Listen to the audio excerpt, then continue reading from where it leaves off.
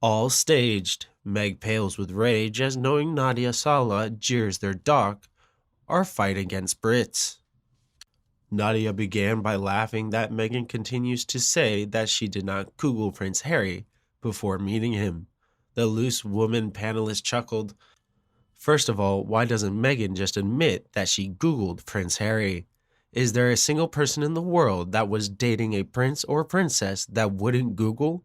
I thought that was quite a sweet moment that she is still saying she didn't Google him once she was going out with him.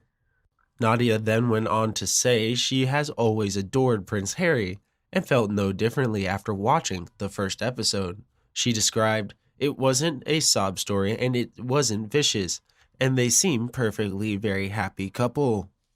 The actress then explained that she thinks she has put her finger on why some people are not a fan of the Duchess of Sussex. She continued, putting to one side the racists, of which there are many in every part of the world. I think a lot of people don't take Meghan because of her Americanism. Now, when I say that for any of our American followers, I love the Americanism and the politeness, but a lot of Brits really find it difficult.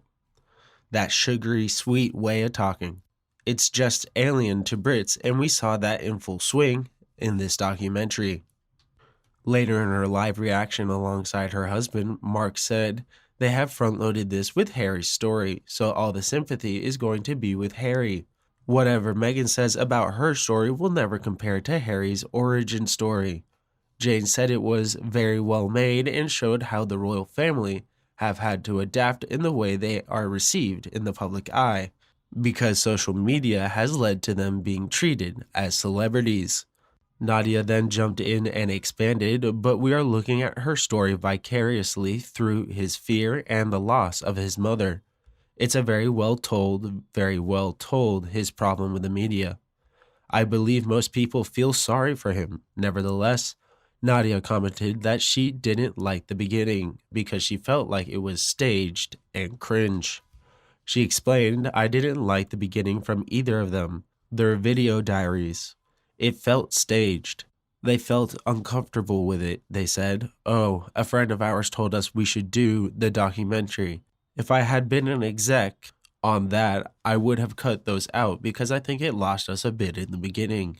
It just felt a bit inauthentic, but everything afterwards, the interviews, felt very authentic, but the first, a bit cringe."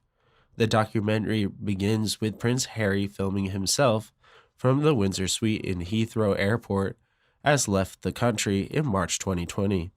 Ruth Langsford has heard saying, now he says that she has suffered abuse and harassment with racist undertones, while the footage later showed Janet Street Porter reading, "Prince Harry is worried about Miss Markle's safety and is deeply disappointed that he has not been able to protect her. This is not a game, it is her life. The royal family have been warned to brace themselves for the worst nightmare yet." With the Prince of Wales said to have had crisis talks with his father, King Charles, over the show. Nadia added that if they did ditch their titles, it would make what they are saying more authentic, because you can't say all of that and then keep those titles. According to a poll conducted by ITV Daytime Show Fund, that 67% of people agreed that the Duke and Duchess of Sussex should have their titles removed.